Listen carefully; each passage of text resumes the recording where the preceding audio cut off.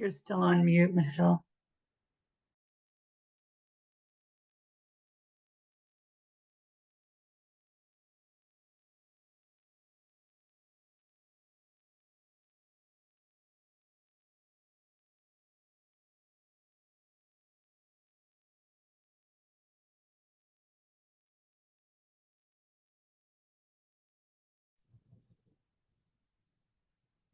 I think you're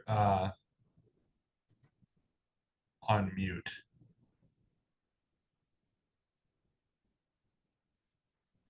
Hello, everyone. I'm so sorry for this. We've got a few technical issues and I've got Zoom on the line right now. So please hold on for a moment. Thank you.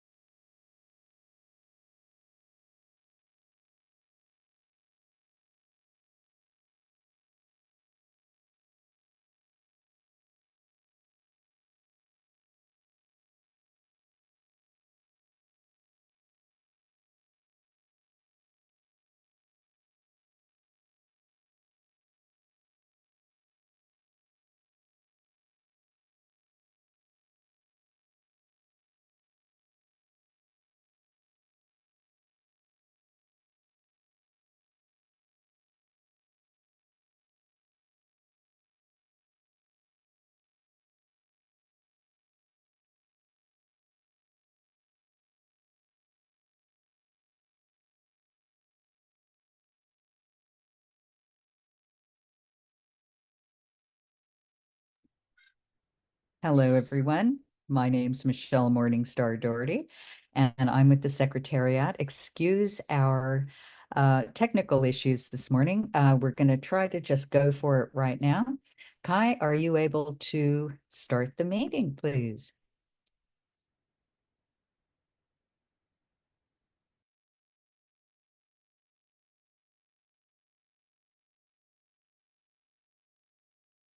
Good morning, everyone. Yes, thank you so much for joining, and apologies as well for our technical issues this morning. So I'm sure we'll have more people joining as the hour goes on. But in the interest of time, I'm going to turn it over to our lovely host for today, one of our board of directors of the Our Children Our Way Secretariat, Kelly McReynolds.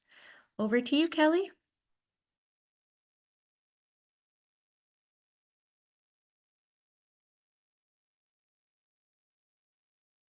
Good morning.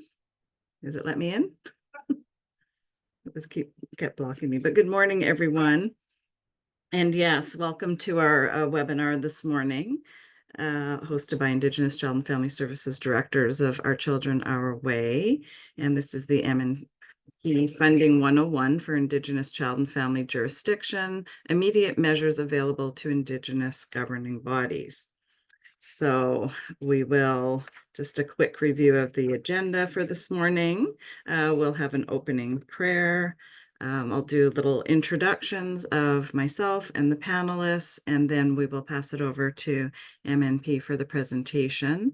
Following the presentation, we will have some questions and answers. So yeah, so look forward to the next couple of hours with you. I would like to start by passing it over and introducing Deb Foxcroft, who is our elder advisor.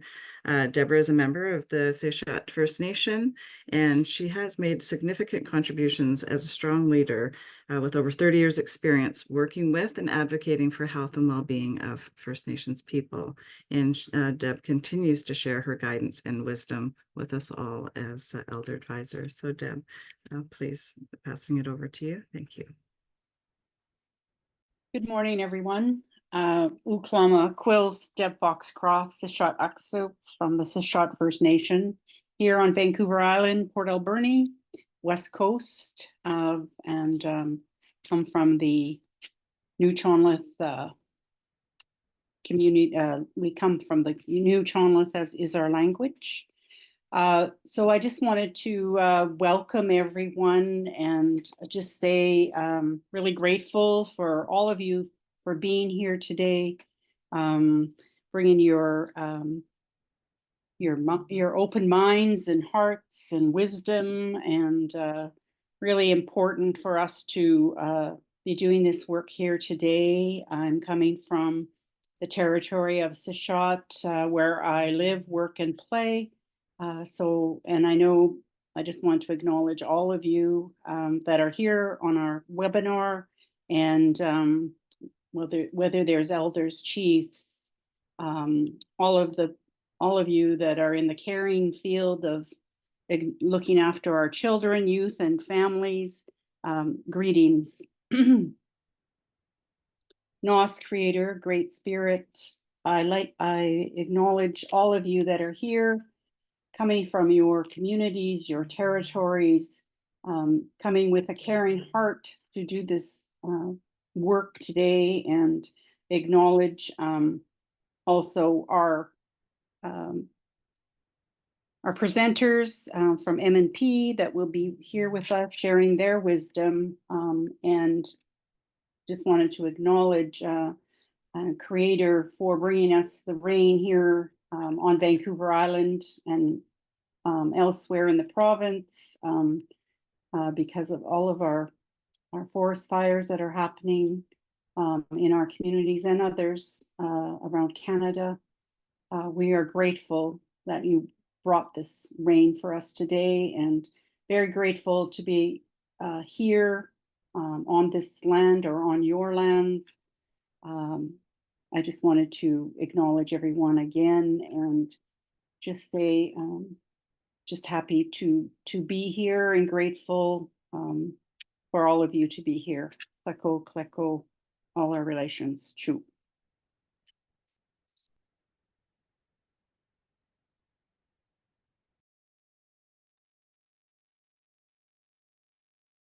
Thank you so much, Deb, for opening us in a good way. Just very important part of our day to get grounded and to be reminded of who we are, where we are, and the work that we're doing. And I do apologize, Zoom's not letting me take the video off either, but hopefully you can hear my voice and, oh, there we go.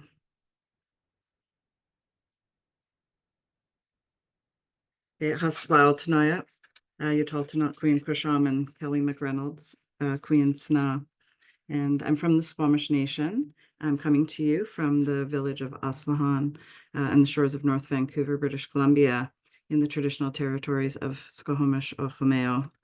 I'm the executive director of Squamish Nation, IS Mom and Child and Family Services, including the people services of education, health, and membership services for the Squamish Nation. And together with the staff and the community, we work to exercise our Squamish inherent right to take care of our own and to bring peace to the children and families of the Squamish Nation. We continue to recognize the inherent strengths of our community, regardless of the challenges that we face. And, that allows us to be more able and to meet the needs of our people in positive, healthy ways, and being grounded in Squamish values, cultures, and traditions. Our people are guided by the awareness that the ways of our ancestors are what creates balance for us within our homes, our families, and our communities. I'm also on the board of the Indigenous Child and Family Services Directors, Our Children, Our Way, that represents the 24 First Nations, Inuit and Métis delegated agencies, or DAAs, in British Columbia. We work to support culturally based child and family services in the communities that Indigenous Child and Family Services agencies operate in. And our mission is always to support the Indigenous nations and our vision for jurisdiction and self-government pertaining to the well-being of our children and our youth. So just wanted to go through a little bit of the housekeeping here.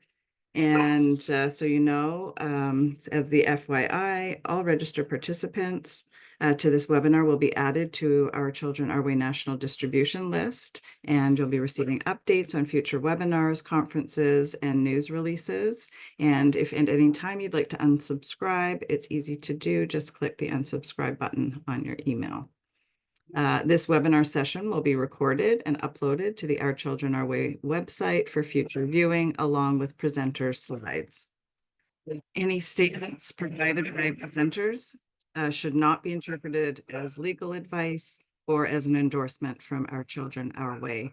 This webinar is for public information purposes only.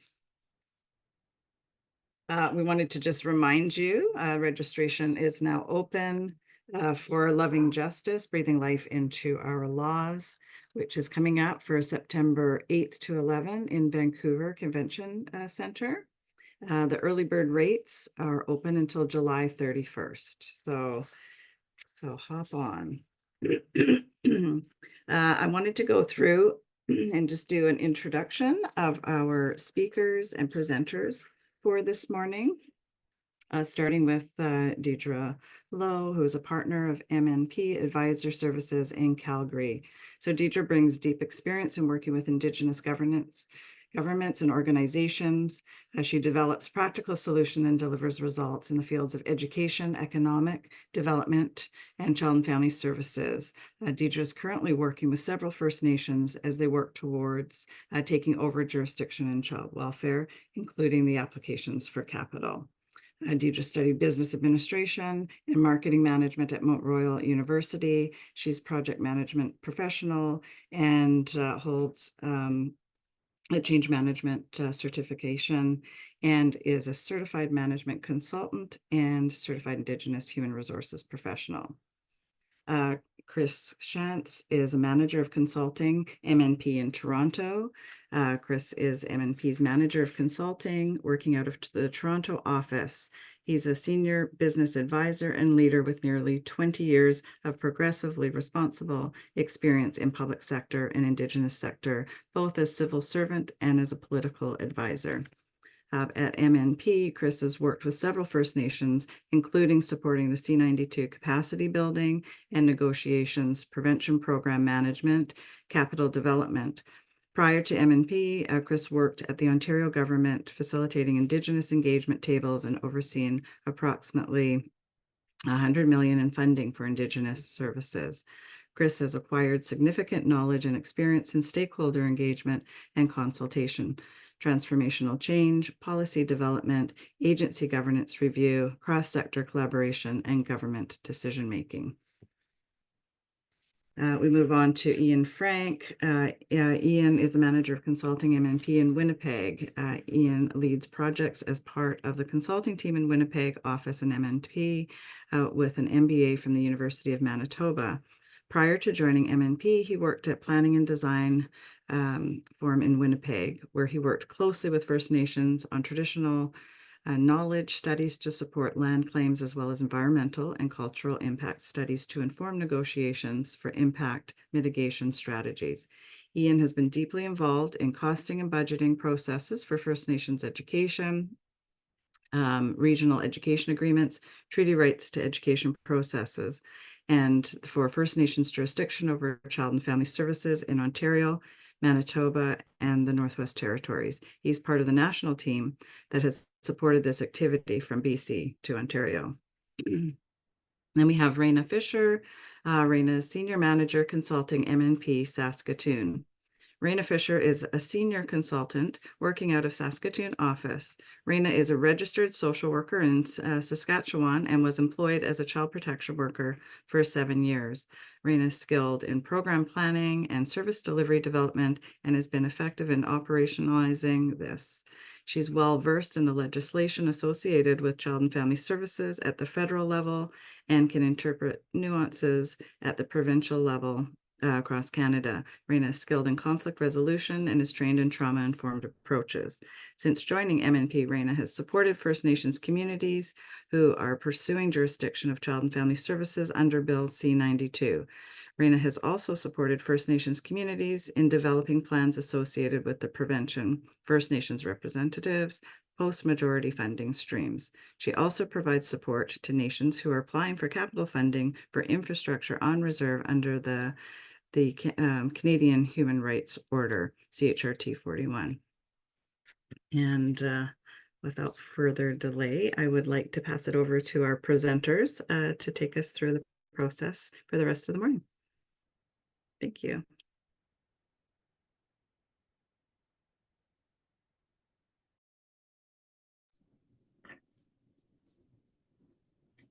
Hi, everybody.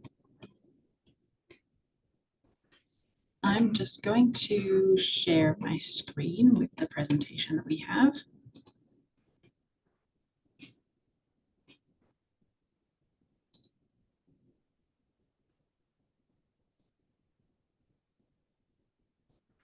Deirdre, if you Yes. look at the very bottom ribbon, you'll see a number of icons, and one of those is share. Okay, so I think I clicked the shared. You're not able to see my screen? No. Okay, let's try that again.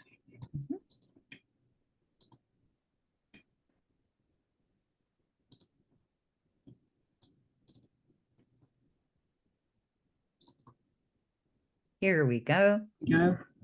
Okay, great. Thank you. Perfect. Just going to put that onto presentation mode if you give me a sec. Oh, there we go. Everyone still see the screen? We're not seeing the presentation mode though. Oh, you're not?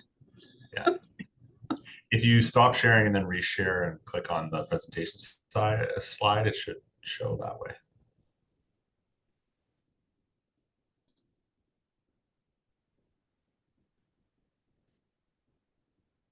And now?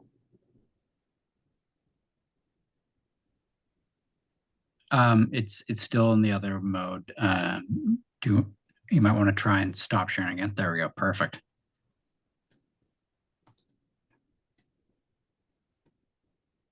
Okay, let's try this again. Apologies.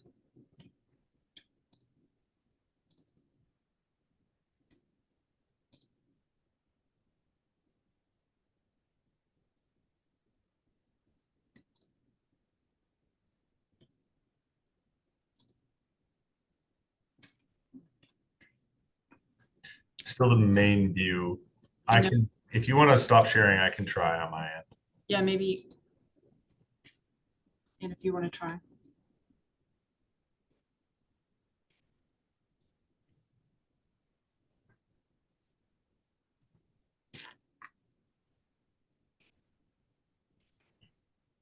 That working? Yeah. Yes. Okay, perfect. Thank you. Morning, everyone, and thank you very much for joining us today. We really appreciate the opportunity to be able to share this knowledge with you, and thank you so much, Deb, for opening us up in a good way. Really appreciate that. And do you want to move to the next slide? We first just want to start with the land acknowledgement, and to say that we are proud to partner with Indigenous communities across the country as the largest professional services firm headquartered in Canada. In the spirit of respect, reciprocity, and truth, we honor and acknowledge that we are on the homelands of First Nations, Métis, and Inuit peoples. As settlers to these lands, we acknowledge our responsibilities towards reconciliation and remain accountable for upholding our treaty obligations.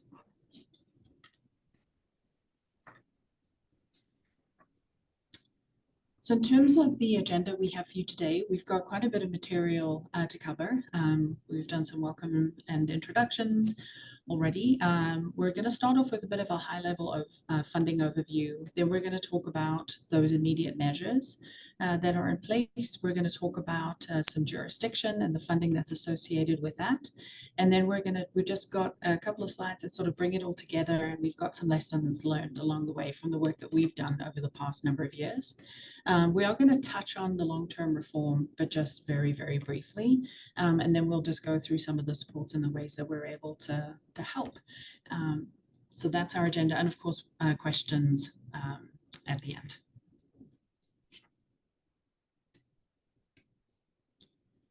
So thank you very much for the introduction already, Kelly. So the four of us are online. Each of us are going to be taking a piece of the presentation and kind of walking you through these things. And so we can probably move on from here as we've had the intro, as we've got the introduction.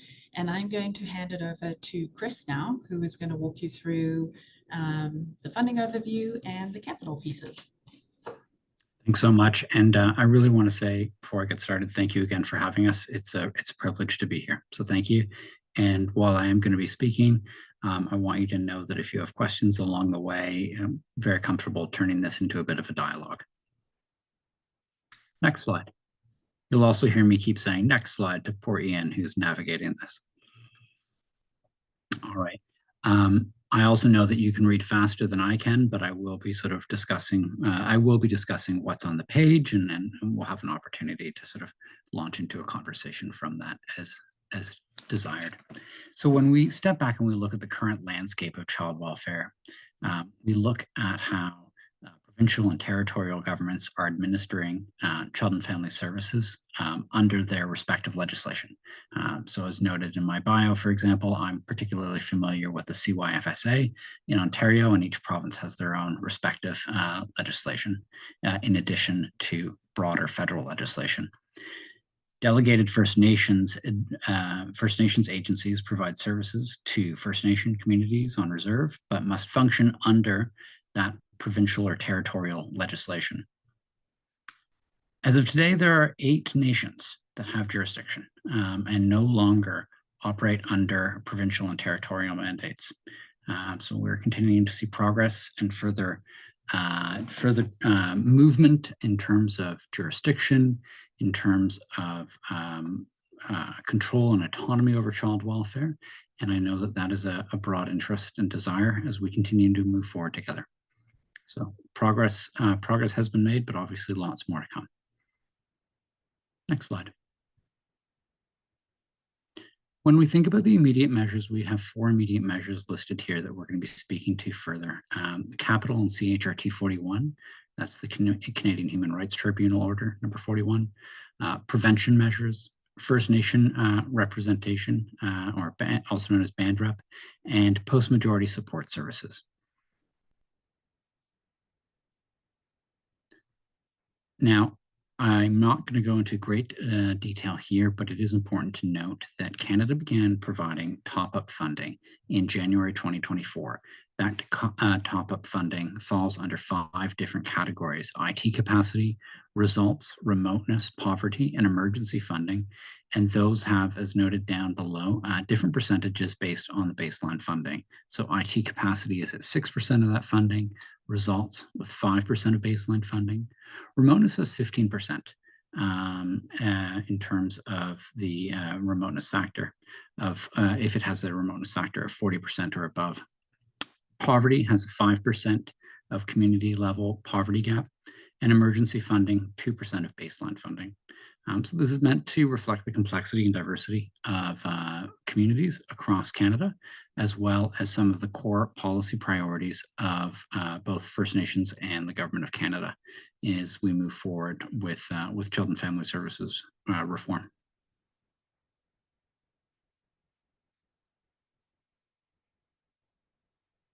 We can go to the next slide. So the first that I'm going to speak about before I pass the mic on to my colleagues is capital, and specifically CHRT 41. I'm just going to try and be a little bit interactive by way of hands on the Zoom tool. How familiar are people with CHRT 41? If you're familiar, do you want to give a thumbs up or a clap or something like that? Perfect. Yeah. Excellent. So I'm not going to get into a ton of background, but based on this, there is an enormous amount of knowledge, which is great. It's really critical that different communities, First Nations in particular, are aware of CHRT 41 so that those funds can be accessed. So as noted here, CHRT 41 is from 2021, and that Canadian Human Rights Tribunal Order requires Canada to fund the full cost of planning, purchase, and construction of capital assets needed to support the delivery of First Nations child and family services and approved services under Jordan's Principle. So it's important to remember that it falls under both of those categories. In many communities, there's some overlap between First Nations child and family services and Jordan's Principles activities, where Jordan's Principles activities in some cases capture some of the child and family services work as well. Planning activities include capital needs assessments, feasibility studies, and any other required documentation. Ian, if you don't mind going back one. Thank you so much. as part of the coordination, as part of the funding determination process. First Nations who have entered under a coordination agreement in C92 are not eligible for CHRT 41. They'll be funded through grant mechanisms established under C92, but they will not receive less funding than otherwise would have. That's an important consideration as First Nations move forward with C92 and jurisdiction to make sure that there's a clear understanding of capital funding, capital decision-making, and clear communication and appropriate negotiation with Canada in regards to capital funding. Next slide.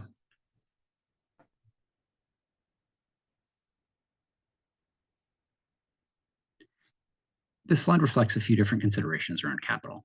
And so as communities, as nations assess the eligibility of capital funding requests, ISC takes into consideration, a number of different factors, including how those assets support the delivery of Child and Family Services or Jordan's Principle on reserve, on Crown land, or in the Yukon.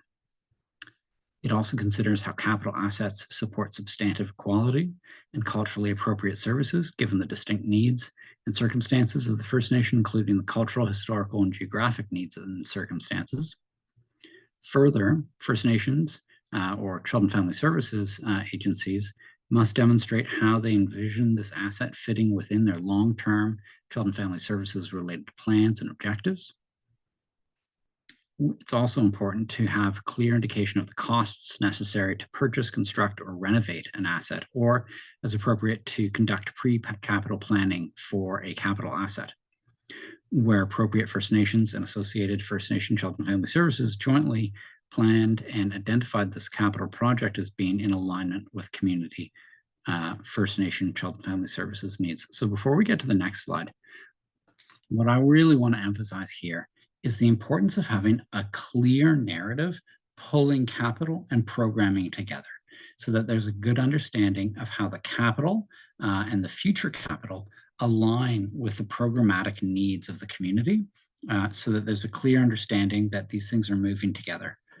Canada wants to make sure that the capital that is funded have associated programs with it. And it's important to be able to identify how that capital fits in with a broader strategy and how that capital helps support the delivery of those Child and Family Services.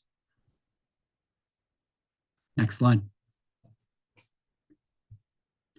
Now, as I noted, this is in connection primarily with Child and Family Services. And when we talk about Child and Family Services in association with capital aligned and funded programs, we're talking about the following programs: prevention, protection and guardianship, First Nation representative, and post-majority support. Now, I expect that people are quite familiar with these terms and these categories, and I'm sure more familiar than I am in terms of day-to-day work that you do. But when we speak about prevention, we are certainly speaking about the safety and well-being of First Nations children, youth, young adults, and their families. We're speaking about culturally appropriate services in the best interest of the child and substantive equality, and reducing the likelihood of child maltreatment, including addressing root causes such as poor housing, poverty, racism, and intergenerational trauma, as well as substance misuse and intimate partner violence. So that's that broad prevention category, and often we find that capital is required to deliver those programs for a whole range of reasons. Now, if there is something in the chat and someone is raising a point along the way, please don't hesitate to just jump in with audio, just because I don't have a great picture of where that's at. So please don't hesitate to jump in if you have any questions. Moving forward, protection and guardianship, those services delivered by provincially delegated agencies and providers that respond to child maltreatment, provide guardianship or custody services, and support family preservation, reunification, and well-being, including cultural and linguistic for First Nations children, youth, and families. There's a growing understanding from my experience in the provincial government of the importance of language as part of heritage and culture and as part of broader child and family services. And so that's partly why linguistic connections is mentioned there, and it's part of a broader government understanding of that importance.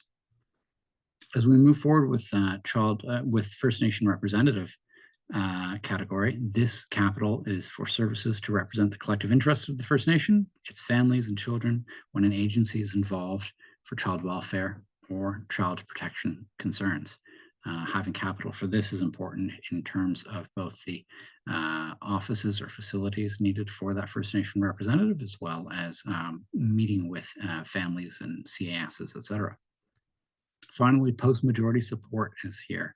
And in this category, we note the importance of services for youth aging out of care and formerly in care up to and including the age of 25.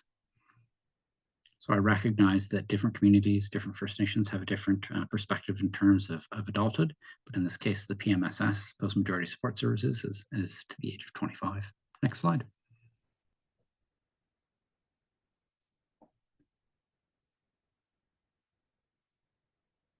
As we think about Jordan's Principle, that is in relation to having programs that are safe, accessible, confidential, and culturally and age appropriate.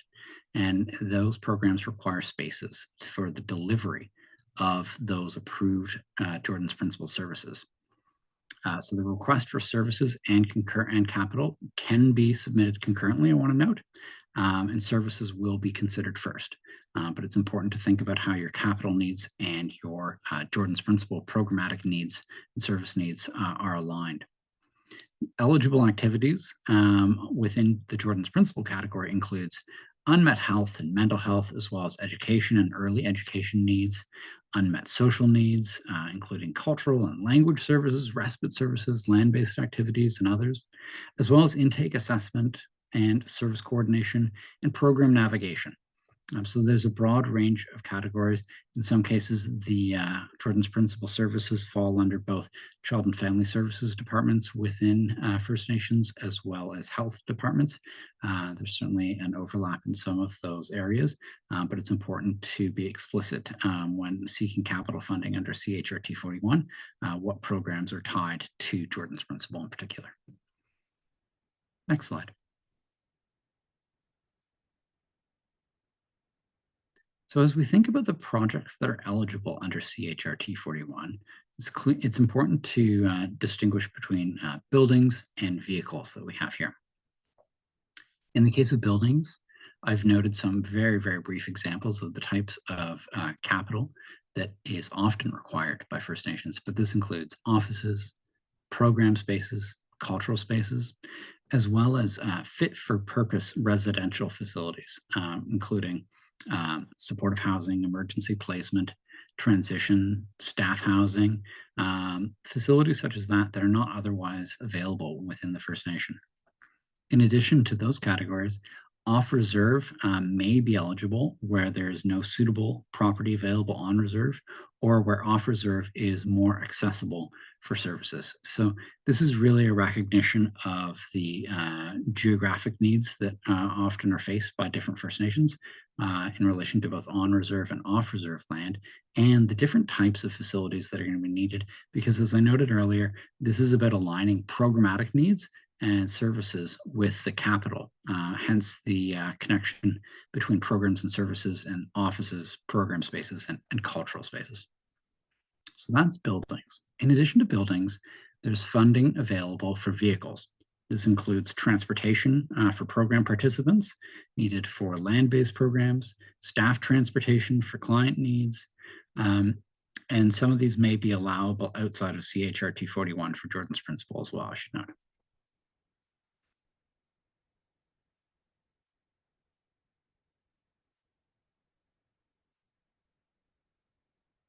As we think about eligible costs for buildings, this includes capital needs assessments, capital feasibility studies, environmental assessments or reviews, land assessments, land purchase, site preparation and lot servicing, as well as site cleanup, construction of services from building to property line, upgrades to site access, design costs, and purchase, construction, renovation, or replacement of assets. as well as up to 15% of total capital for administration costs related to project management and coordination, implementation and oversight, and related travel. Further, this supports professional fees related to technical, legal, bookkeeping, audit, architects, consultants, contractors, and engineers, as well as insurance, initial furniture, IT, equipment, municipal taxes for those facilities off reserve, financing costs for legacy projects that are underway or financed as of August 26, 2021, and finally, operations and maintenance. Now, as we think about this, and just stepping back, what I like about this slide is that it shows just the sheer number of considerations involved and costs, et cetera, related to capital and the complexity of moving forward with capital. And so it's important to have an understanding of what are some of the eligible costs associated with buildings, but also some of the key activities that need to be thought out and planned for as First Nations move forward.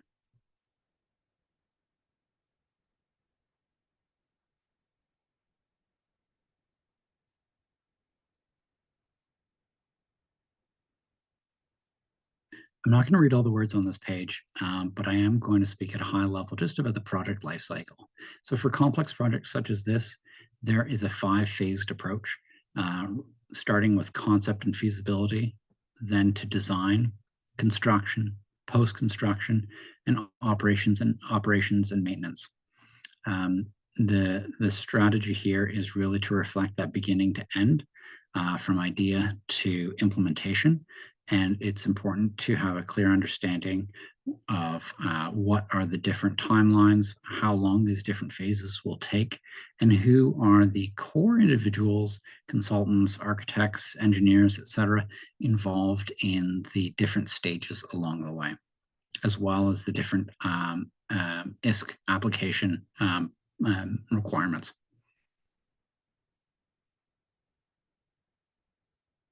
Next slide. So, things to know.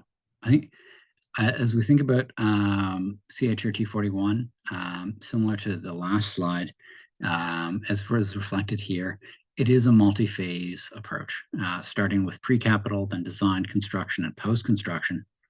When moving forward with that pre-capital, it's very, very important to start on the right footing with a needs assessment that has a clear understanding of the current scope of programs, staffing requirements, current assets and condition, capital requirements, space, plan, and program.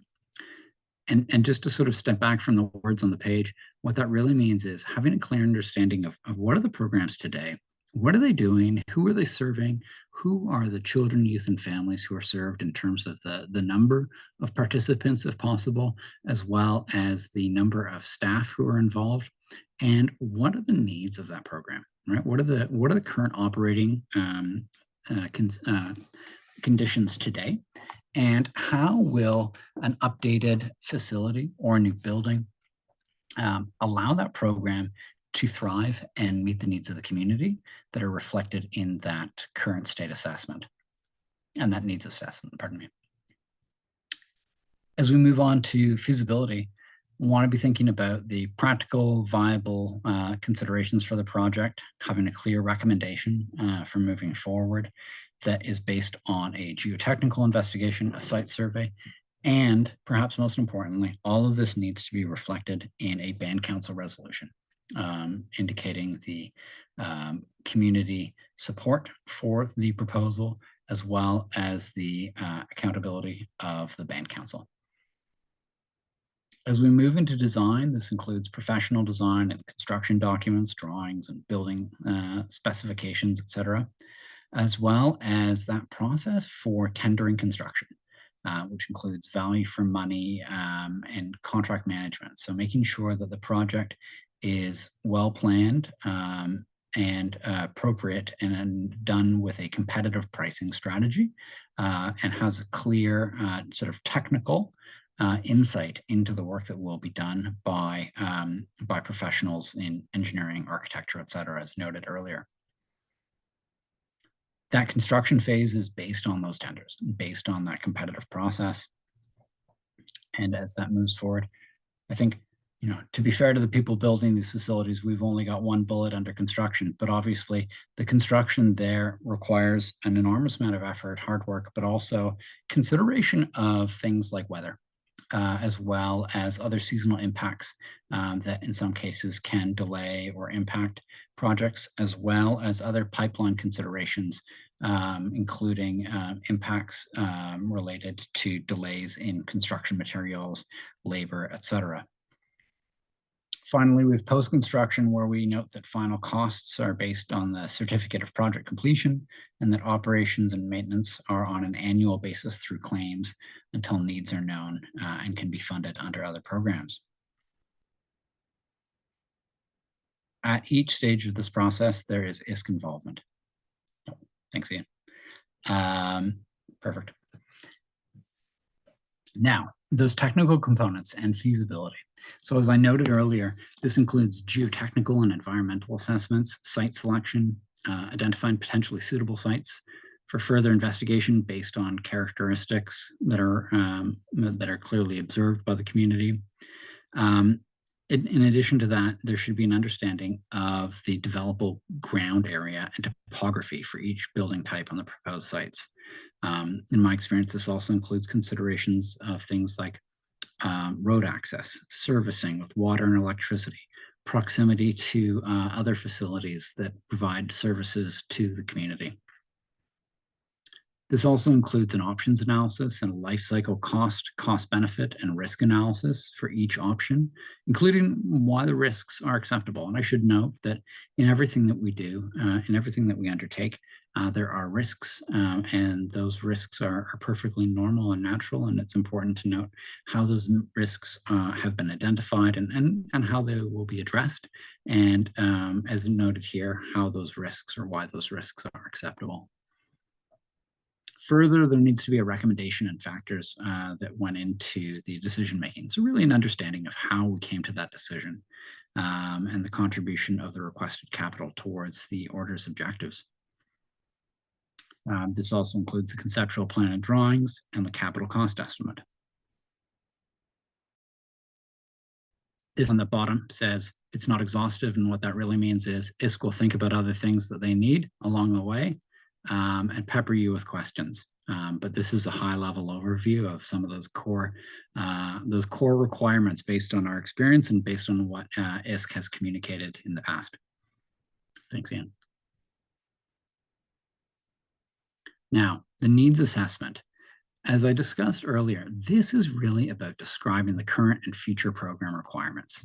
What are the programs and services? What's the demand? What's the population and the current program stats? And has there been any community engagement? So it's really, really important here to be able to tell a story. Like, a lot of this work is communicating a clear narrative of why the facilities, why the buildings, why the vehicles are needed, and how those buildings or vehicles tie into the programs and services that are currently provided today, and how they tie into the future, and how having these facilities will improve the delivery of programs and services in the future, and most importantly, how they will better benefit the community. So this includes information about specific spaces to deliver those programs and services, office space, staffing, program delivery sites, and really clearly understanding what the current situation is and what the goal is, and where there are gaps between those, right? What's the problem that these facilities are going to address? As noted earlier, there needs to be a functional plan, and there also needs to be a demonstration of program budget covering future operations and maintenance. So the bigger the project, the more scrutiny is given, as noted here. But really what this means is, as you move forward, there needs to be comfort to ISK, really, that the program budget for these programs that are going to be housed in these buildings can cover the operations and maintenance. So you don't want to propose a building that is so large that the program funding isn't able to cover the costs associated with running the program in that building. Finally, if the program is not yet in place, you need to make the case for the program itself. What have community members said? How does this tie in with broader strategic goals related to child and family services, Jordan's principle, And how is the population best served by these programs? And what evidence is there in relation to other programs?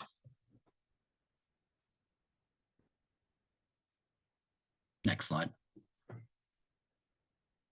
Things to know. All right, so these are high level things to know. ISC has defined some service standards. That includes confirmation of receipt within 2 business days to identify any information, and the ISC will identify missing information. If information is not received within 4 weeks, ISC will close the application and require a new submission. And ISC will confirm when all required information has been submitted. Based on my experience, there can often be some emailing back and forth with ISC officials in relation to this. They do want to make sure, wherever possible, that there is clear communication in terms of what is being submitted and what is being paused or pulled back by different First Nations.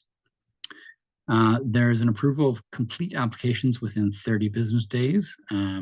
Sometimes more complex facilities will require more time, but ISC is pretty good at notifying when this is needed. Multi-use facilities are proportionally funded. What does that mean? That means that if a facility has space for health, or education, or other departments, that means that those other departments aren't going to get funded by ISC for this, if for the portion associated with them, right? So ISC is going to be funding the portion associated with Child and Family Services and Jordan's Principle. So it's really important to have an understanding of the building and how the space is going to be used across different departments, and as much as possible to have those departments be Child and Family Services and Jordan's Principle. Significant renovations are being treated similar to construction. And so the level of document required will depend on the size and scope of the renovation, but this is meant to really reflect the cost and complexity associated with large-scale renovations. Also, as I talked about earlier, really important to think about things like roads and other servicing. So roads, et cetera, are limited to need to access the capital asset. So this is not about funding broader community infrastructure. This is about this specific facility and making sure that it is accessible. And then finally, on the topic of vehicles and buses as part of that broader vehicle category, there is a single stage application process that includes a needs assessment and quotes. It may not need a CHRT 41 application if it falls entirely under Jordan's Principle, but you'll want to make sure that you have ISC's support for that. Next slide. All right, requirements for a successful project. Participation of program staff is absolutely critical. And you want to make sure that you are actively engaging program staff from the beginning so that they're aware of the capital project that is being pursued and that they're able to provide insight into the current state and commentary on that, as well as communicating the broader program requirements and needs. It's so valuable to get that input early on, because otherwise you can easily get into a situation where different program staff and different levels of management within a First Nation have different understandings of what those program needs are, and everyone has an incredibly valuable lens to bring to the table. So you want to make sure that you are talking to the people who are going to be in supervisory roles, but also people who are directly delivering the services so that they're able to speak from a real frontline perspective about what's going well and what's going poorly with the program today, and what are the needs in the future, and thinking about it not only in terms of the staff who work there, but that client lens, right? That community member lens, thinking about how the program would be experienced by them and how to ensure that the capital meets those needs.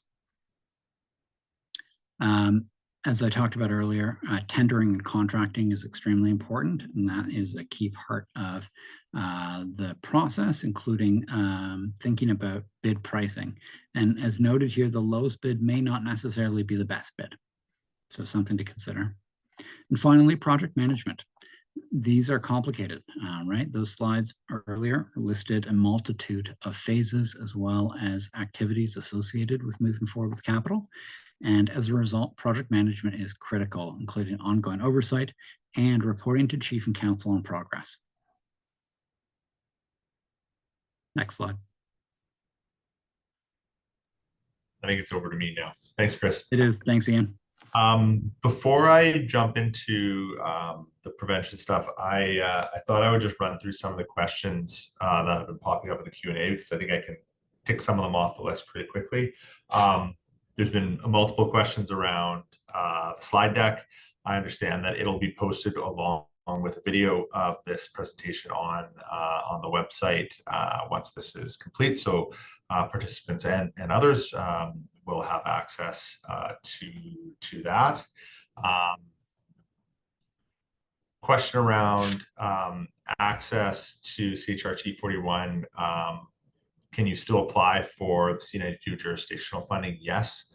You can be applying well in the process of undertaking the sort of capacity building piece. It's just once you enter into jurisdiction, there's a different process there for the capital, which is sort of built into that negotiation process.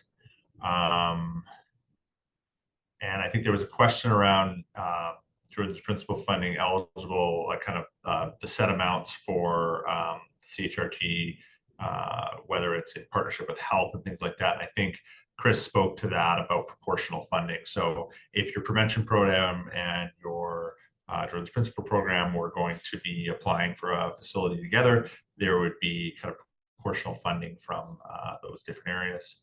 And I think those were the, and then the one on clarify the difference between territorial government, not provincial legislation, and jurisdiction by nation.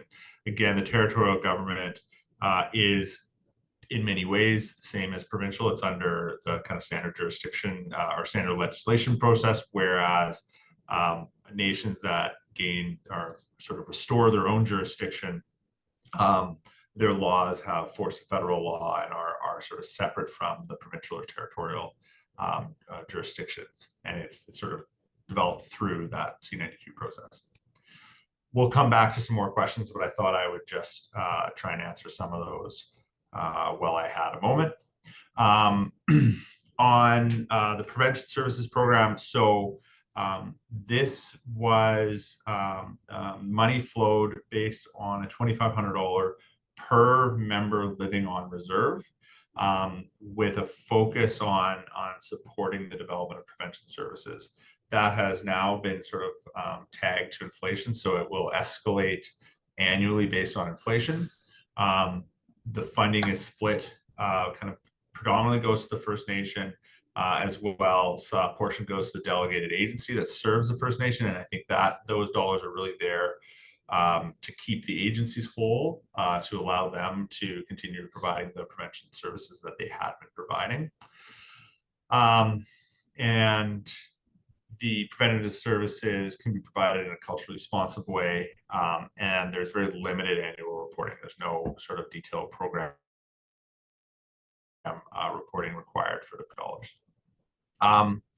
Really, the objectives of this this pot of funding is to support the upstream sort of prevention and early intervention activities that are trying to target addressing some of those risk factors that lead to child welfare involvement. And really, it's trying to get ahead of some of the problems that turn into big problems by providing some of those additional supports. So supporting sort of holistic approaches that really focus on positive outcomes, addressing priority needs. And so I think there it's, again, letting the nations tailor their approaches to the needs of their community. Different communities have different challenges and different priorities that need to be addressed. And the prevention funding is aimed to allow to sort of empower First Nations to tailor their solutions, both kind of based on the needs of the people in their community, but as well as what is their contacts, where are they, what is their reality. It's also designed to try and encourage collaboration with delegated agencies, First Nations Child Family Services providers, as well as the nations themselves. We have some examples of prevention programming. It's sort of divided into three broad areas. First is primary prevention. You can think of this in many ways as the kind of full community wellness aspect, and it's the more general, more broad, it's classes, workshops, outreach, sort of just general programming to help a broad group of folks in the community, around healthy relationships, sexual education, culture, language, nutrition, helping parents learn how to be parents. There's no guidebook to that. Some of the financial management and life skills supports and classes to help people, manage the complex reality of living, and whatever else is as identified by the needs of the community. Can be used for after hours and crisis supports and helplines. It can be used for well-being services, whether it's cultural or recreation activities that kind of support families broadly and any children at risk in the community. And it can also be used to support sort of community-wide awareness and outreach and some of those sort of education and awareness building activities. The secondary level is really more focused on the family, keeping families together, helping support the relationships between children and caregivers, help with family needs, and really it's focused on that, how to support the best interests of the child, and as Chris had mentioned before, really with that focus on substantive equality of meaningful equality there. And so these can be group interventions or supports, whereas in the primary prevention area it was workshops and classes. This can be more targeted with parent mentoring, skills programs, in-home support, respite, addiction treatment for parents or youth to support family preservation, reunification, and to help sort of coordinate some of those wraparound services that are needed to help keep families together. And the sort of the last category is the tertiary prevention. This is really at the individual level, and it's where it's sort of that last step before protection. And it's how can you have provide supports in a targeted way where there's either high risk or maybe maltreatment has already taken place, but where can you get in and sort of build the supports around to be as least disruptive as possible to sort of address that crisis, reduce the risk of reoccurrence, and reduce the risk of separating the child and family. And then I will jump forward to the First Nations representative services. And this is, again, it's on a per member on reserve basis, $283, also tied to inflation. And it's another form, it's really flexible and is sort of, again, set up so that the nation can tailor it to their needs. There is more reporting required with this. But again, it's really about how can the First Nation be more of an active advocate for their members through their involvement in planning and service delivery. So, there's an ability to uphold and strengthen the rights of First Nations and their members in the mainstream systems, to sort of help children, youth, and families exercise their rights and navigate those systems.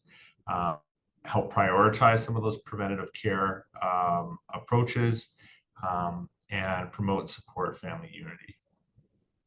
And again, these are to encourage and ensure that First Nations children, youth, and families do have access to to their community, the knowledge of their community, the cultures, practices, customs, traditions, and ceremonies that are very important to their well-being.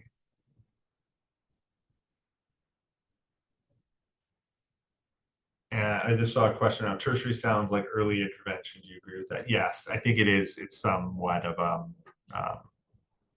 just semantics. And some of the service examples, you know, you can have representatives or advocates or liaisons that work with the children and family or the communities within the system, within the kind of mainstream systems.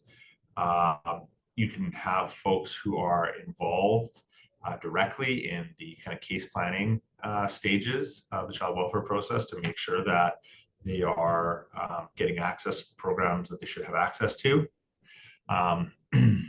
And sort of receiving and responding to notices under the different legislation, attending and participating in court proceedings, and really working to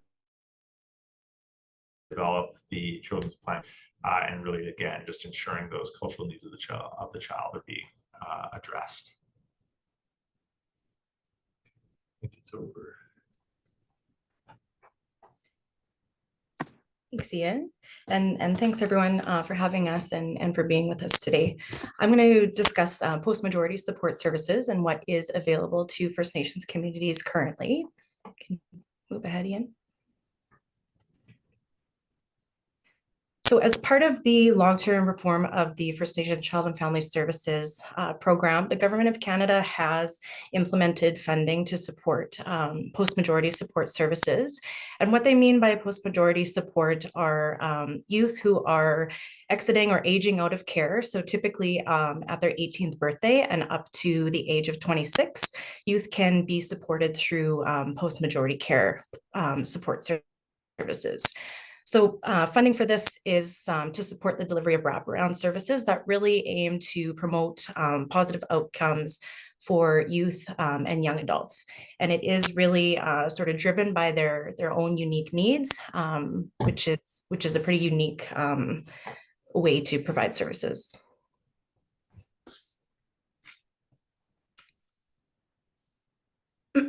So like I said, post-majority support services really aim to support youth and young adults who are exiting care, who might have, you know, complex issues that they're dealing with as they transition into adulthood. So ISC has sort of developed these 5 areas that youth can be supported. So those include financial support and safe housing, learning, education, and professional development, physical, mental, social well-being, reconnection with land, culture, language, and community, as well as eligible expenditures under the post-majority support program. So with this funding, you can submit a request that's based on actual costs associated with supporting youth, and that can be on an individual level, or you can request advanced funding, which really supports the development of a post-majority support program. An individual cannot request the funding, so the request for post-majority support will be coming from the agency or the First Nation, and you do have to report on post-majority support services that you're providing.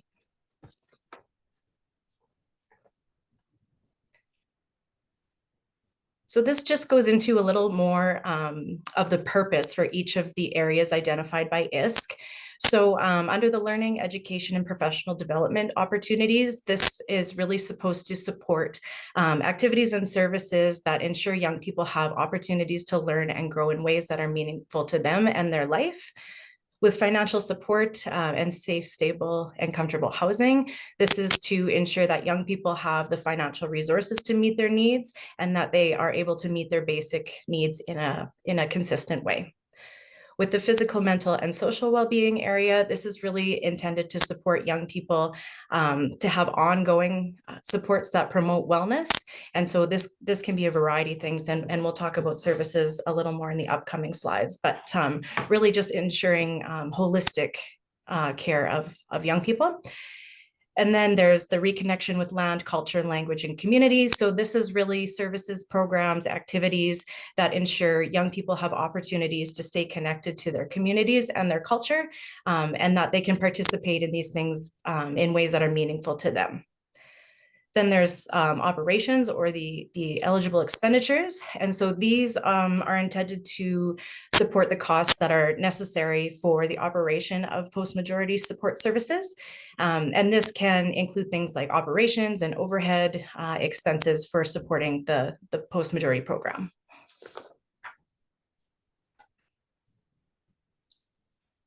Next slide, Ian, thank you.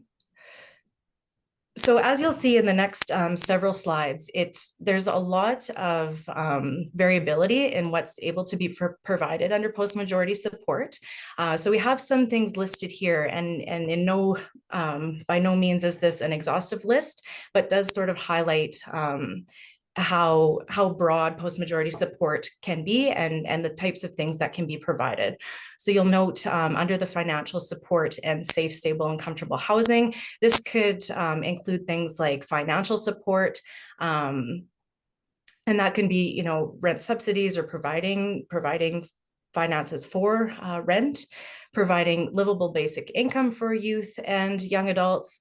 Could include program type things like financial planning, financial literacy programs, house-related skills training, but can also provide financial assistance for things like household utilities and other necessities met with basic needs.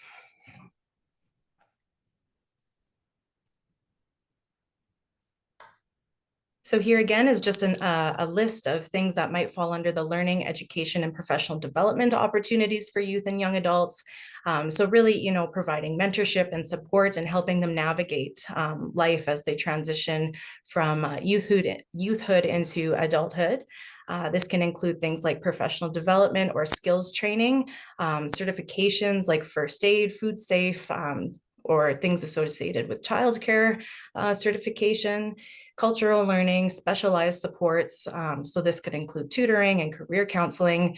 And again, just ideas under the broader sort of umbrella.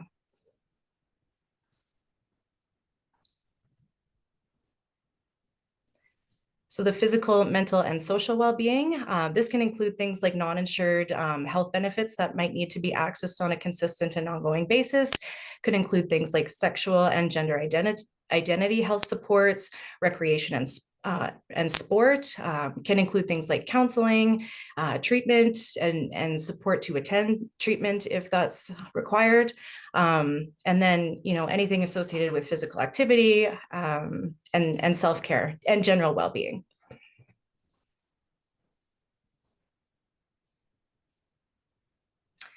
And then there's the reconnection with land, culture, language, and community. So again, really ensuring that youth have opportunities to stay connected, to reconnect, and to participate in these activities at their own pace and in a way that's meaningful to them.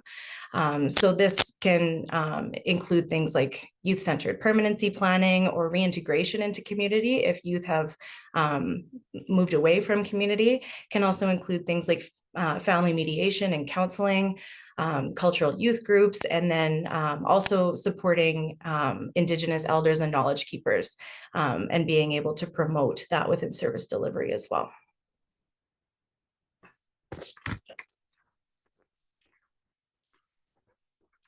So there are also eligible expenditures under the post-majority support program that can be covered financially.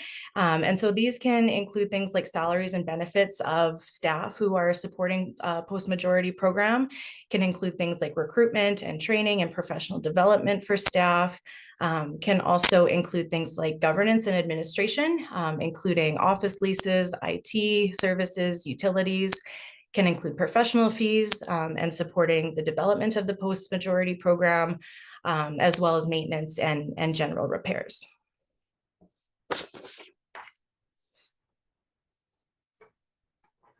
I'll pass it over to Deidre.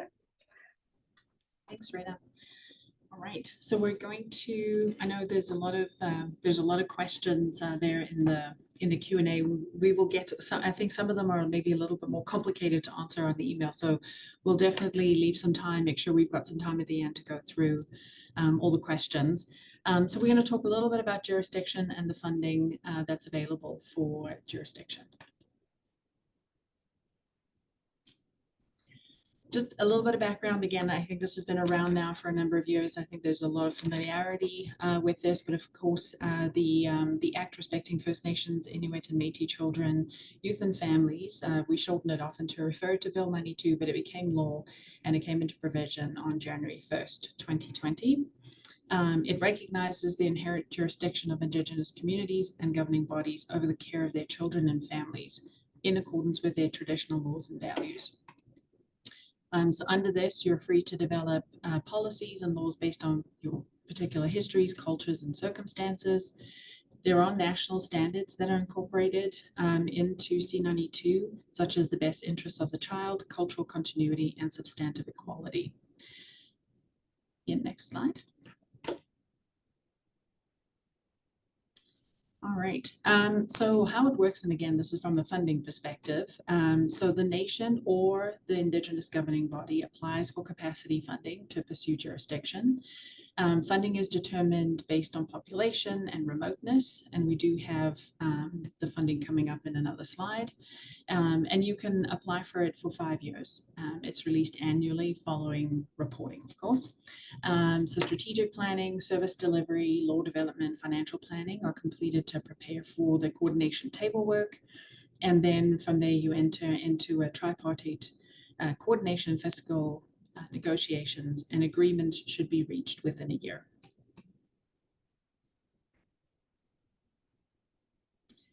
So I'm just going to stop here for a sec because there is, just in terms of the funding, so there's 4, as you can see, different buckets, and of course capital is separate from that. So there's capacity funding. That is the funding that's meant to be sort of that preparation for the work that's needed to lead you to the coordination table. Then there is table funding. And so once you get to a certain point where you're pretty close and you want to trigger that coordination table, you pull together a budget for your table. And that means it's the funding that you're going to need for the people who are going to be attending and speaking for you and speaking with you with regards to those negotiations. And sort of what is that year to year and a half? We're from my understanding, a lot of these tables are taking up to 18 months. So that's kind of what you're wanting to prepare for in terms of a budget. And then from there, there's also implementation funding. So that's to help support the transition period. And then there's, of course, operational funding. We've got capital there, and I know there's been some comments in the questions around capital funding. So the process at the moment is that you're encouraged high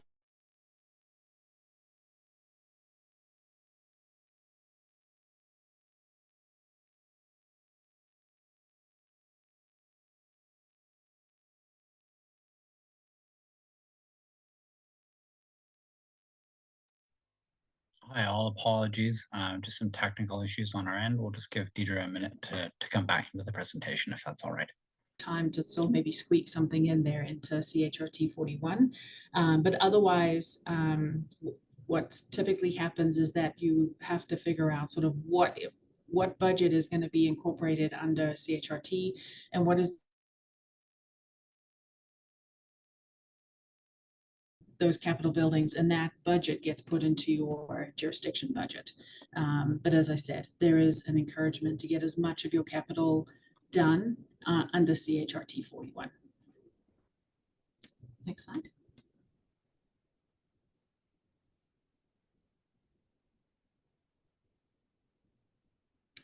Okay, so in terms of capacity funding, again, many of you may have seen this, but the little table on the side there is essentially what's been posted on the Indigenous Services website in terms of how much funding that you can get on an annual basis to be able to do this work. And typically you are not able to apply for the next year's funding until your reporting is done, and reporting is due on April 30th. Even if you have a multi-year funding proposal that's been submitted to Indigenous Services, let's just say you did a five-year multi proposal, then each year you still need to submit reporting so that your next year's funding can be released. Next slide.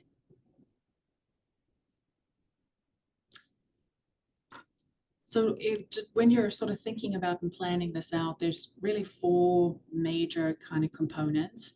The first being is your options for Indigenous law. So you do have 2 options, which is providing notice or asking for a coordination agreement.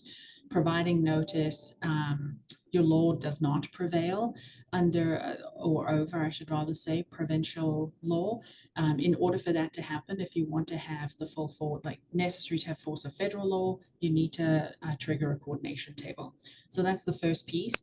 Then the other 3 pieces are your service delivery model. So making sure that that you've gone through that process through community engagement, doing all the work to ensure that this is a model that's really going to meet your needs now and into the future, and making sure that you're, creating a service delivery model that's really also filling in the gaps of what is currently there. Then there's operational costs and funding. And so, pardon me. So this is where we're looking at sort of what is it actually going to take for you to implement and to fully run the organization that you want to run once you have jurisdiction. So that's looking at all the different components that need to have a budget, that need to have funding in order for it to be successful. And then of course the capital needs and funding, which we've talked about in great deal already. So we won't touch on that too much more.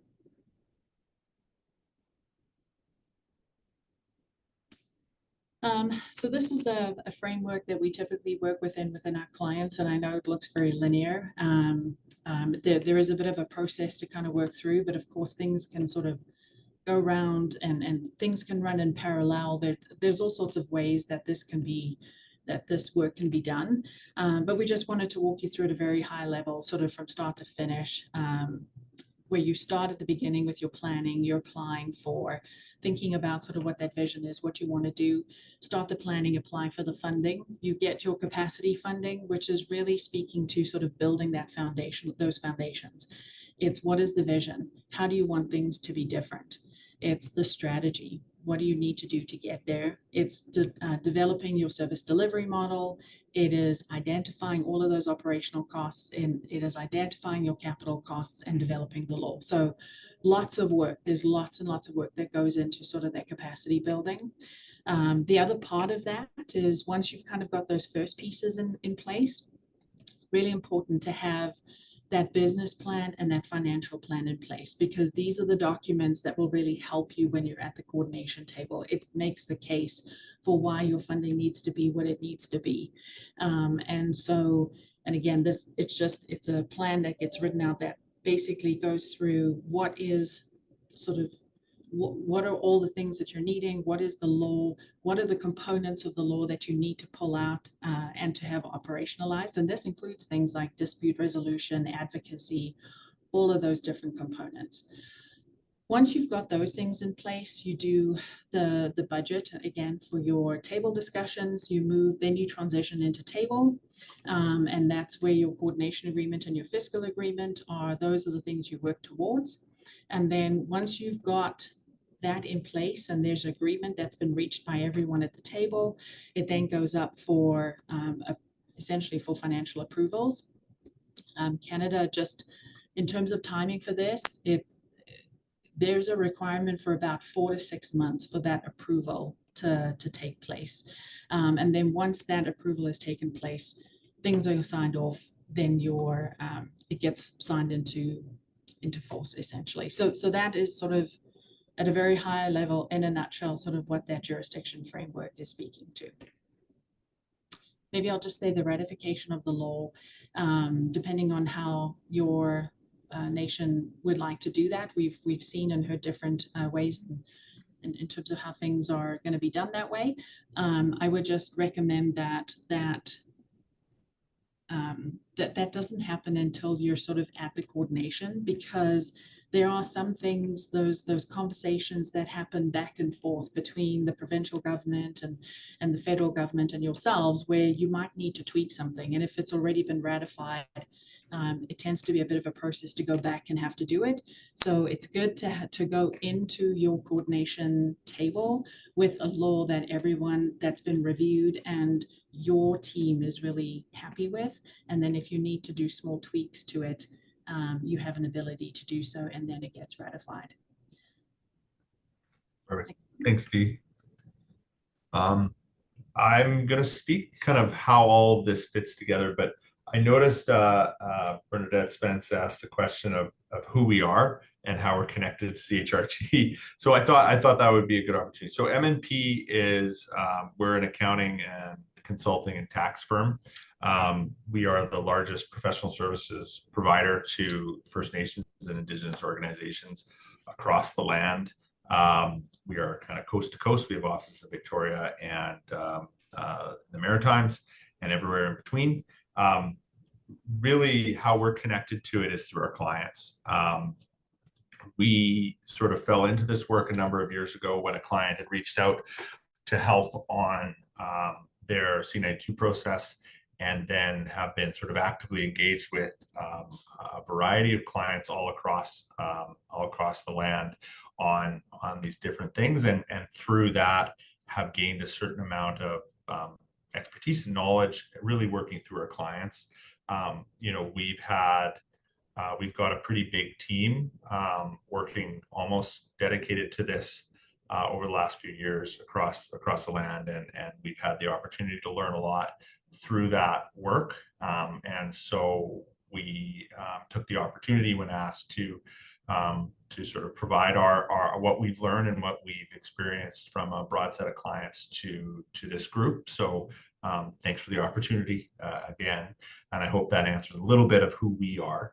And we're just sort of a group of the many folks that are working in this across the country. So we've talked about all of these different pieces, and I have the task of trying to bring it all together, which is, this looks more complicated than it is. I mean, really what it speaks to is for groups whose goal is jurisdiction, restoring control and sort of governing child welfare and family well-being kind of under your own law that has the force of federal law. The immediate measures around the prevention program, the First Nations representative or band representative services, and the post-majority supports can be thought of as sort of the first building blocks. Those funds are not tied to the C92, the capacity building or table discussion process. They can be sort of actioned immediately. And there really are tools to let nations or you know, the groups to address some of the priority needs of today while helping build that model for the future. So the capacity building process will sort of help you develop that big vision and strategy of where do we want to be in 5 to 10 years, and what are the strategies we're going to take to get there. That is sort of informed by and built off that needs assessment.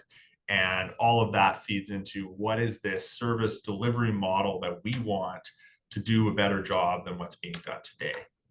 That process will identify the operational costs and the capital costs and help inform the law.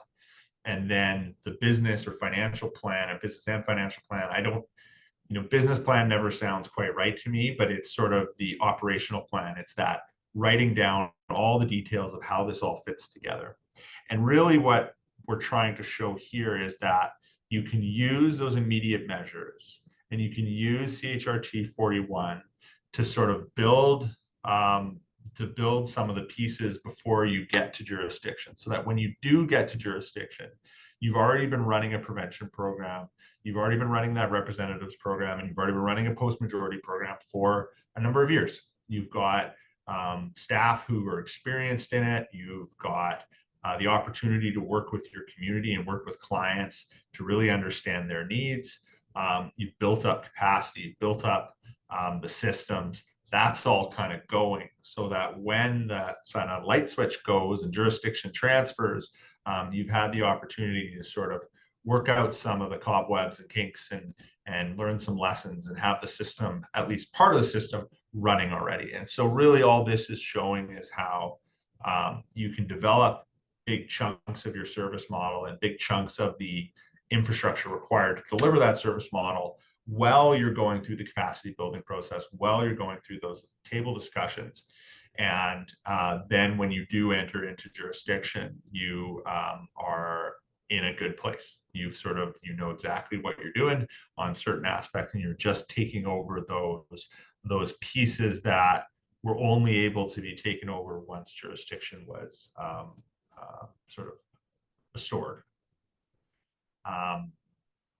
And within that federal jurisdictional model, and we've talked about this in other places, so I won't spend too much time on it, but there's the service model and that operation, that fully operational program and service delivery model that has sort of all the elements of the intermediate measures plus potentially protection and other aspects that have been defined by the Indigenous Governing Body.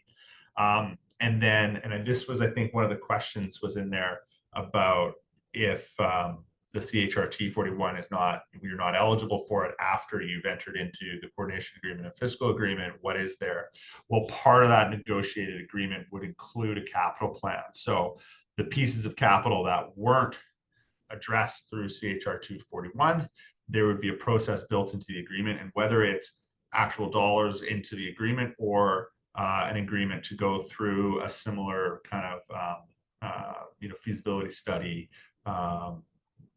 tendering process to get it funded through that agreement. It's just you wouldn't be able to apply to the CHRT 41 program, but there would need to be the process or capital dollars built into that, negotiated into that fiscal agreement. And then in addition to the service delivery model, there's the sort of full governance and administration model as well. And so that's providing both the kind of oversight and accountability, because the fiscal relationship agreement really does not have the same reporting requirements that traditional federal funding does. The accountability is much more to the nation, to the membership. And so that's sort of built into how the model is set up. It may also include, or will also include, things around dispute resolution and what the administrative functions are to support the system. Finance, human resources, quality assurance is one that we often hear about. Program review, program evaluation. How are we measuring? We have objectives around what we're trying to achieve. How are we measuring that and adjusting our program design to make sure we're kind of constantly moving towards achieving those goals? And things like communication. There's can be all sorts of stuff built into that. And then we had some key lessons learned here.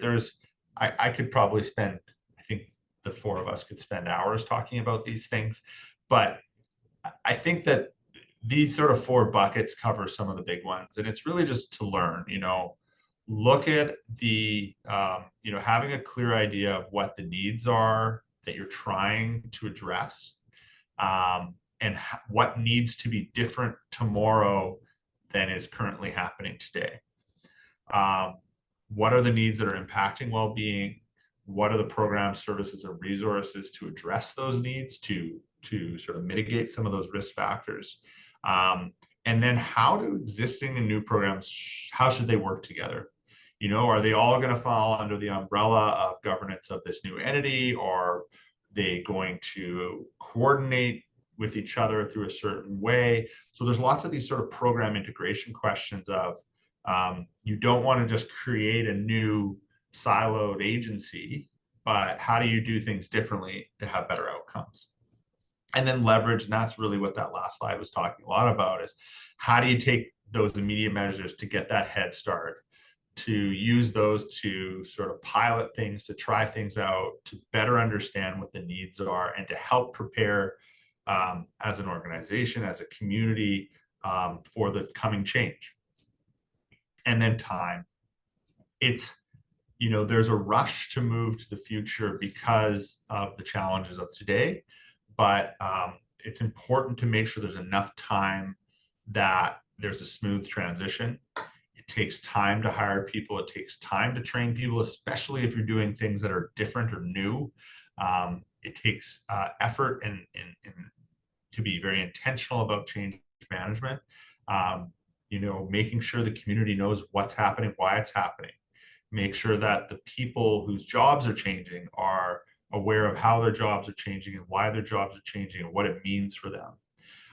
Having enough time to develop all of the sort of policies that are needed to support this, to make sure that the workspaces are are ready for the staff as they come online. What's the file transfer process? You know, right now these case files are existing with delegated agencies and other bodies. What's that process? What time is going to be required to sort of bring those under this jurisdiction? And then the term of the agreement is really, it's a bit of a balancing act.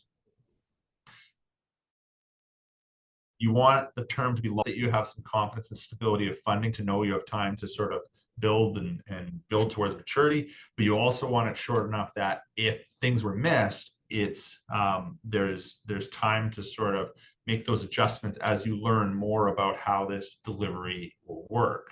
And again, I think that connects back to the more you've leveraged and got to sort of work out some of those cobwebs with the immediate measures, the more confidence you can have when you're entering into those agreements and that what the right term length would be. So we have, I think, a few more slides on sort of high level long-term reform, and then I know we've got about half hour left, so we'll try and get to the question and answer as soon as possible. Handing back to Reina. Yeah, you bet. And I'll just briefly talk about a couple of takeaways with the long-term reform. An evolving sort of landscape. So just wanted to pull out a couple important things. So July of this year, just this month, the draft final settlement agreement was reached, and it is being communicated to First Nations by the AFN. So I am aware that the AFN is putting on some sort of educational sessions as well as community engagements around the long-term reform. So the agreement has a transition period, and then it's further broken down into an initial 5-year period and a second 5-year period. So that transition period is from April 1st of this year until March 31st, 2026.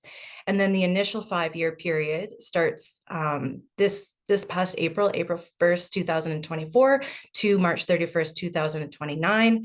And the second 5-year period, then the subsequent 5 years.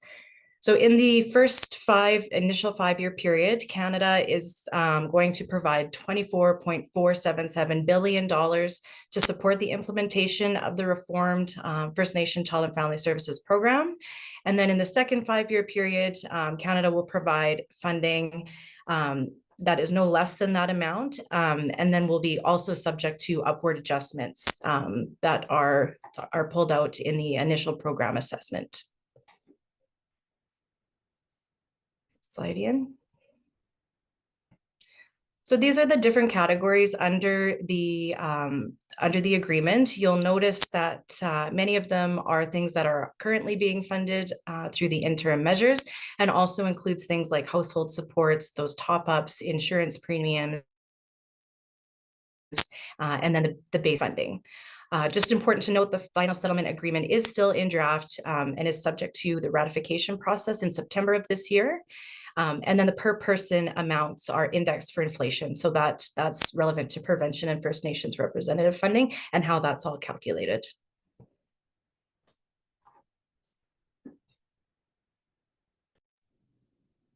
So I'm just going to jump in here, and we're not going to spend too much time on this because this deck will be given to everybody, but we do have just a couple of slides at the end that just talk about sort of MMP's experience and sort of how we can support you with various aspects of this, whether it's the jurisdictional process or whether it's some of the planning around images that are available to you. So again, I'm not going to spend any time on this. Our contact information is also in the deck, a few slides on. So I'm going to stop it there because I know we have a lot of questions, and I'd rather we spend the time answering some of those questions. Well, thank you so much, Deidre, Chris, Ian, and Reina. That was an amazing amount of information. but very organized. It was a great overview. Love how, you know, bringing it all together, because really, I think that's what we're needing is a way to be able to look at this in a way to see where our supports and guidance is needed, sort of align these pieces around our knowledge, our resources, and our pathways to get there. So, you know, just restoring that confidence that, you know, we are empowered to bring that strength back to our communities and our people. So it was, thank you so much. So yeah, we'll start with the questions that we already have in the queue. And so I guess they'll be brought up, and I'll let MMP answer the questions, and then I guess we can go to the chat after that as well. Keeping in mind, I know we started a little late with technical difficulties. We're about 11:30 right now, and our timing was to go till about noon. So that does give us about half an hour, just a little short of half an hour to get through these questions. Did you want me to read out the question, or do you want to just take it, what's on the screen? Sure. Do we have funding available to support Kunchi or other extended families to provide care for children in care, just as foster parents are financially supported? So I think I can answer, there's sort of two parts to that. I think that lots of nations, when they're going to jurisdiction, have provided other sort of financial ability to provide financial support where appropriate. So not just to foster parents within the sort of jurisdictional approach. And then I believe that that some nations have been able to use prevention dollars to support those types of financial supports.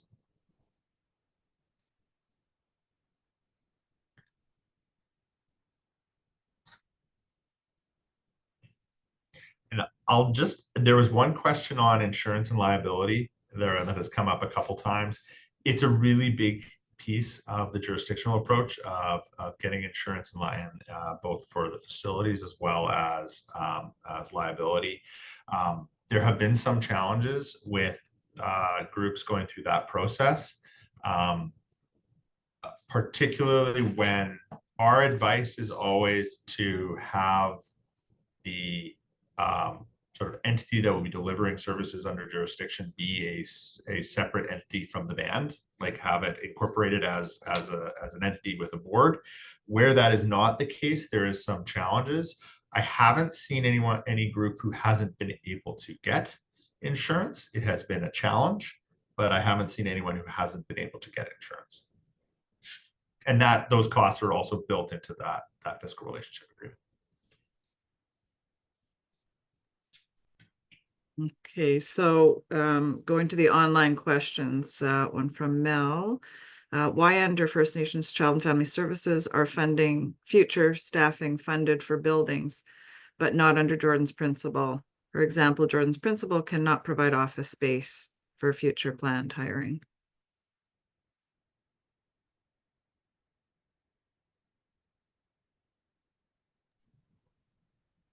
I'm not aware of that, so I can't speak to it.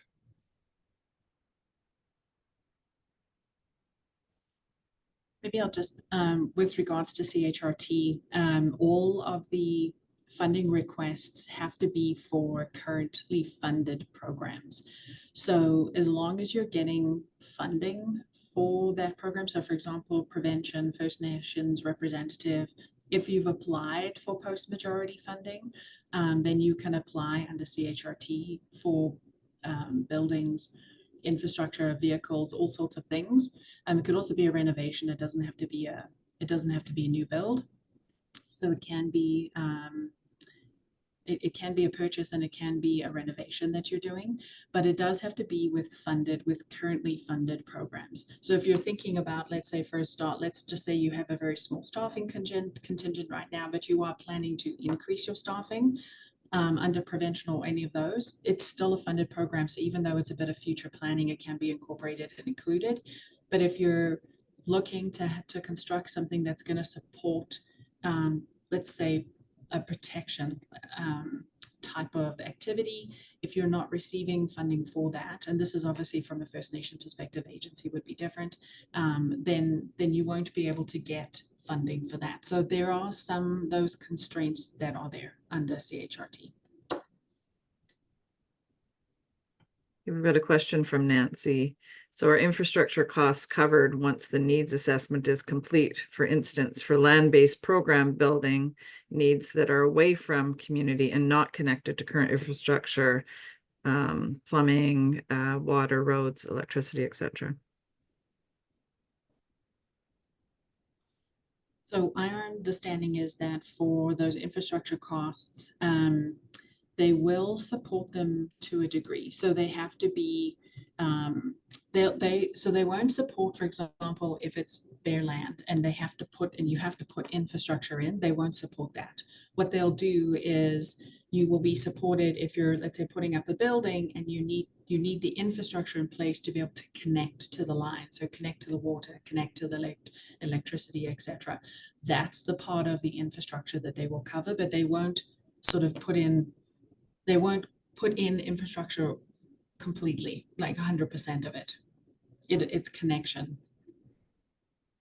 And I think that especially with the land-based example, there's opportunity to support like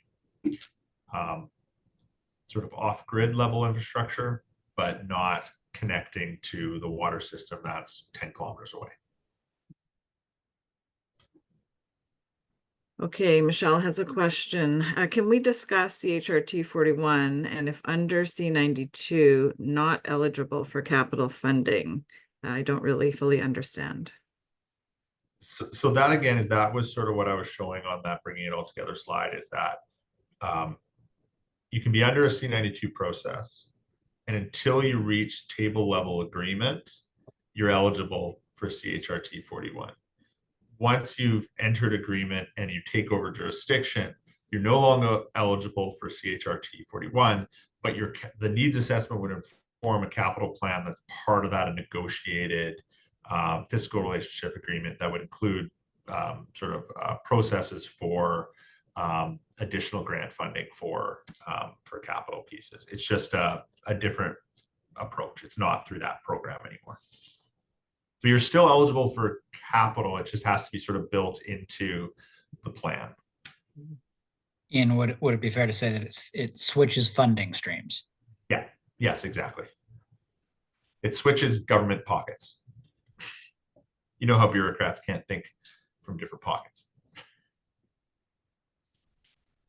Okay, the next question. With regards to prevention funding, I have seen a case where the DFNA is receiving the full prevention funding, not being split with the nation. Do you see any risks or challenges with this approach?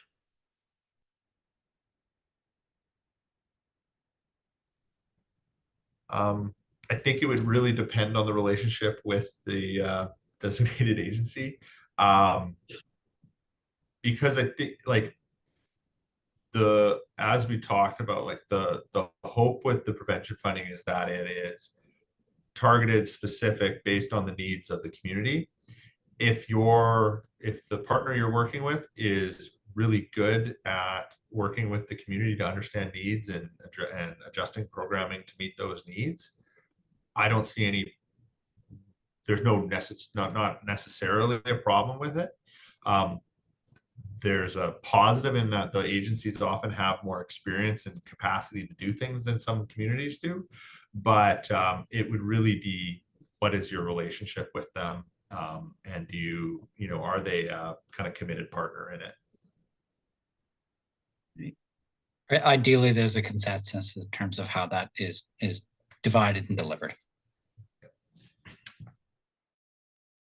Okay, next question. Can you clarify, are operations and maintenance costs for new builds eligible for funding under CHRT 41? If so, what kinds of costs are eligible? For example, heating, electrical, water, etc.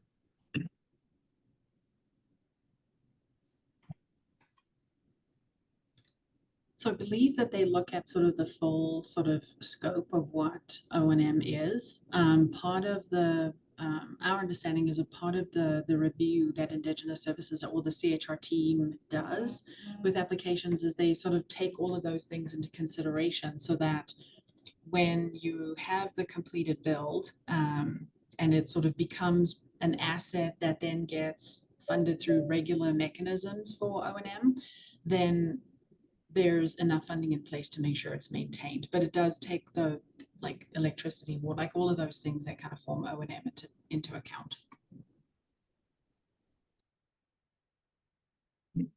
Question from Carol. What resources or curriculum is there available to teach post-majority skills such as financing, healthy relationships, financial knowledge, family, sex education, etc.?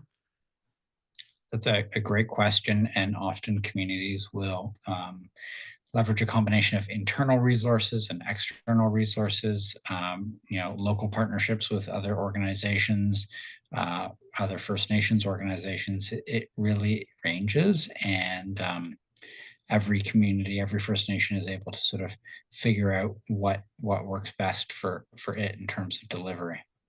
But there's a range of approaches. Okay, B is asking, what about off-reserve or away from home members and post-majority funds?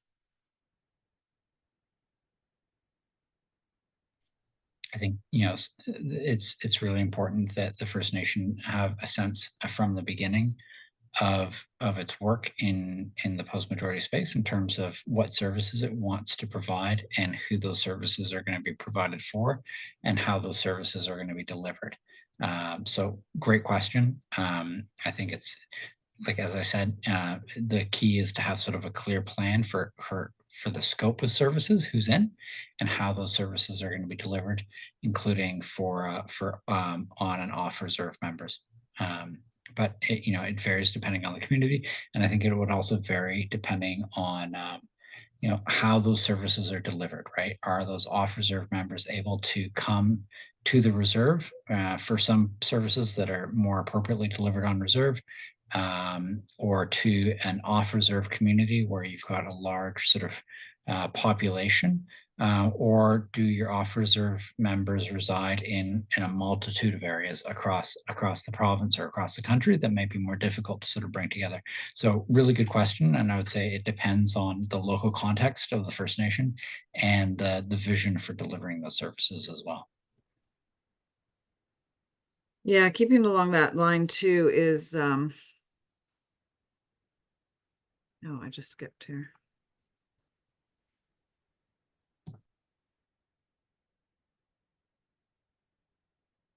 I'll wait till the next question. What reporting requirements are there for CHRT 41 capital asset funding?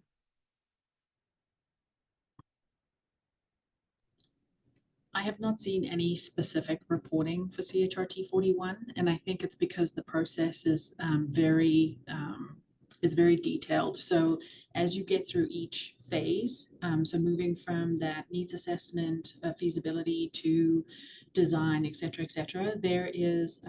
there's a lot of review that goes into each of those things, and before you are approved to go to the next phase. So I think that's probably sort of all baked in terms of the reporting and how you kind of move from phase to phase within that capital process. So we haven't seen any asks for additional reporting.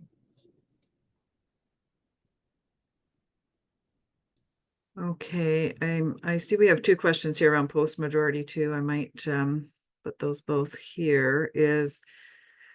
So it's excellent list for post-majority services. Is this funded by ISK? And I think, we often get this. This is at home or away from home, and sort of the equity about what we get from the province or Canada around some of these fundings.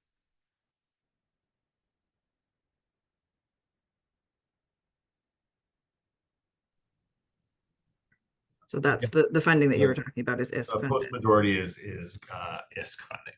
Yeah. I will just make a comment with regards to the provincial funding. I know that, we often have to be careful in terms of what the province funds versus what Canada funds essentially. And so usually it's just figuring out sort of maybe what, if there's an age cutoff, or if they are looking at the services of what the province provides versus what you can sort of claim under post-majority, looking at those two different things and then basing it out application for funding on that. And there's a couple of ways that you can do post-majority funding. It's either on receipt of, so you've already paid for the service and then you can get reimbursed, or you can put a plan together and actually apply for funding. So let's just say you have 10 young adults that you'd like to support. You've done some engagement, you've got a plan for each. So you can put in a proposal. We're in July already, so it would be prorated what you would ask for. So they'd probably fund you for about 6 months of this year. So hopefully that answers that question. Okay, this comment from Shirley says, free to develop, but guidelines are in place.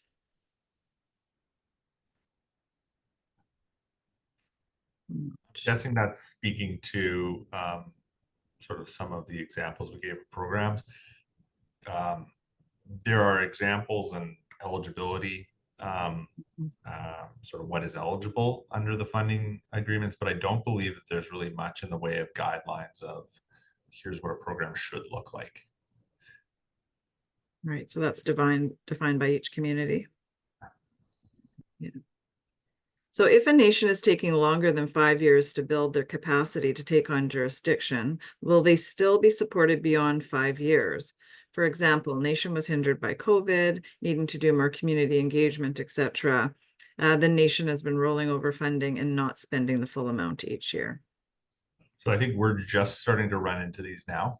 My understanding, and again, because this hasn't been fully tested yet, we don't know the answer completely. My understanding would be that Canada will likely be okay with continuing that, extending the time period.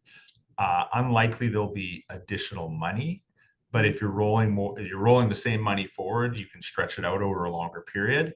But again, we're just sort of getting to the end of the original term with some of our clients now, so we'll really know more in the next few months about what that looks like.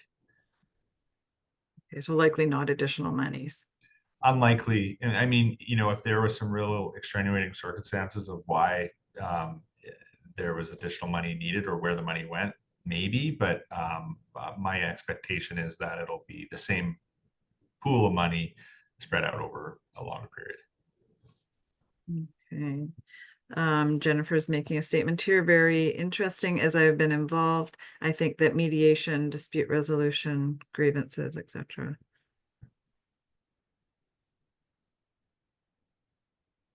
Can you provide an example of a coordination agreement?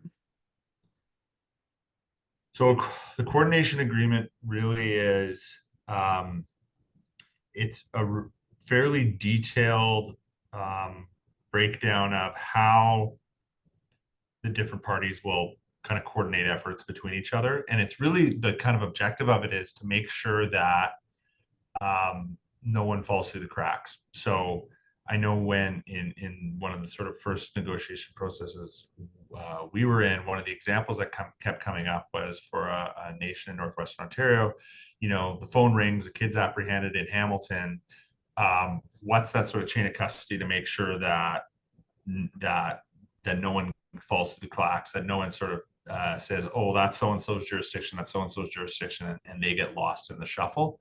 I mean, it's more complicated than that, but that's sort of the I think the spirit of it is really just making sure there's really clear definition of who's doing what when, who's responsible for what when, and making sure that there's no gaps in service or in the system that kids or families might fall through.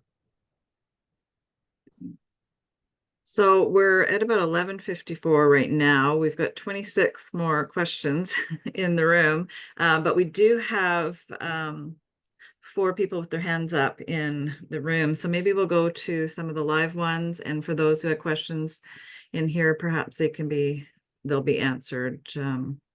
They'll be typed answered after. Kai, are we able to go live to some of the attendees with their hands up?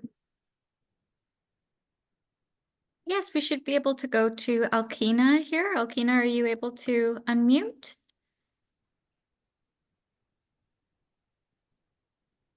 I think that's from a reaction earlier. I don't have my hand up now. Okay, great. We'll move on to Kim.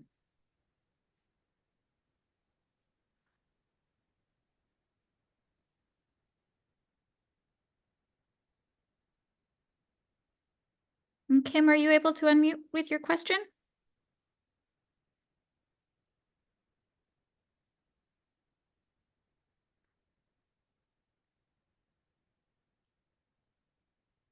It might be a reaction hand as well too. So we'll move down the list to Bernadette.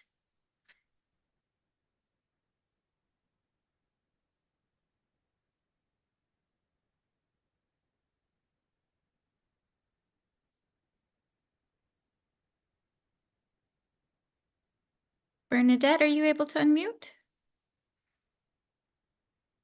Hi, Ty. My questions are all online. Are you able to hear me? Yes, we can Yes. hear you. Yeah. Was there any? Yes. My questions are all online, and I'm okay to receive responses later. Yeah. Thank you. Perfect. Thank you.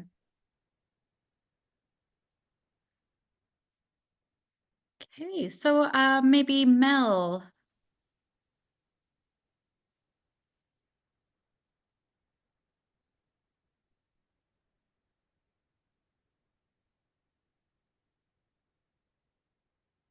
Mel, did you have a question you'd like to have answered live? I'm fine, thank you.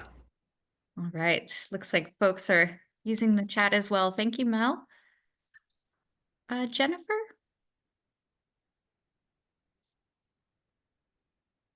Hi. Thank you for the opportunity.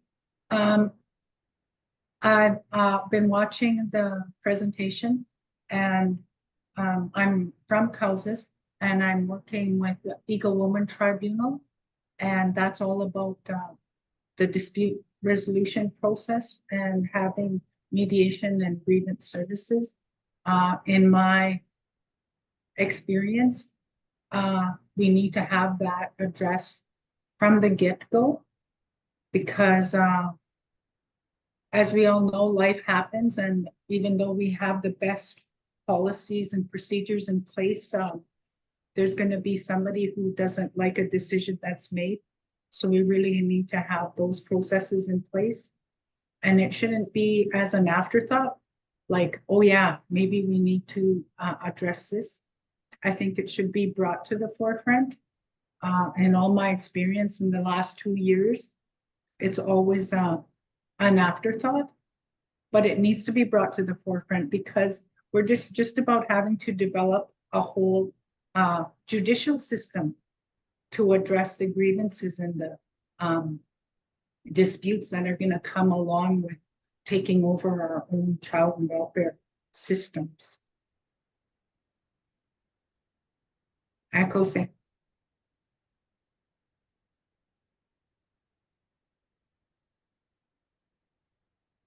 Okay, I might go back to and just ask 2 more questions before we close up here.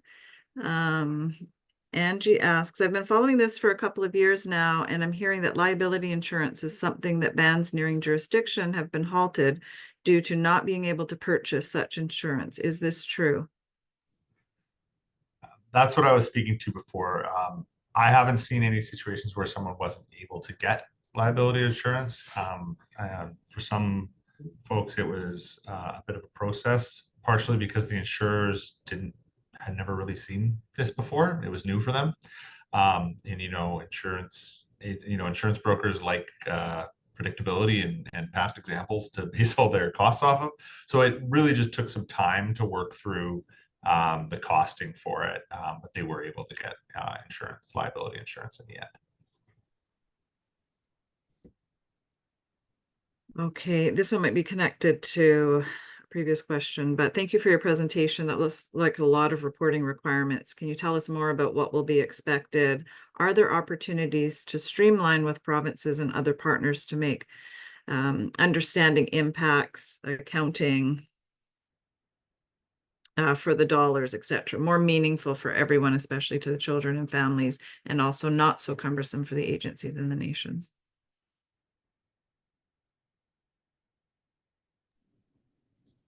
Yeah, and maybe I'll just provide some commentary on that. Yes, there is a lot of reporting when you're looking at sort of those individual programs like prevention. Requires reporting. Your post-majority, if you've had that, will likely require reporting. So all of those things individually on their own, and then there's sort of the standard audit and sort of accounting reporting that has to be done as well. The one thing I will say that we've heard from clients who've gone through the jurisdiction process is that that's when reporting becomes much more streamlined, because you are now you're accountable obviously to the community, to chief and council, and so from what we've heard, it's just audits that are required. It's really around your own sort of community accountability and responsibility. That's where the reporting kind of goes under jurisdiction. So there's a little bit of a difference in terms of reporting from that perspective. Absolutely. All right, so I just want to thank you again. We do have about 24 more questions in the chat room, which we'll endeavor to ensure we get them answered, typed answers, and out to the participants. You know, we had over 200 participants in this webinar today, so I want to thank everybody for joining us. I want to thank MNP, Deidre, Chris, Ian, and Raina for sharing your knowledge and presentation with us. So my hands are up to each and every one of you for the hard work and the support that you're providing to this. For everybody online, I just wanted to send the reminder to join us for our next webinar on Monday, August the 26th at 10 a.m. It's UNDRIP 101, Upholding Inherent Rights and Jurisdiction Pathways with Dawn Johnson and Judy Wilson. Also the reminder about loving justice, breathing life into our laws, which will be held in Vancouver, September 8th to 11th, and early bird rates up to July 31st. So again, thank you everyone for joining us. Chenkwe Mantomi, and have a great day. Thank you so much for having us. Thank you. Thank you.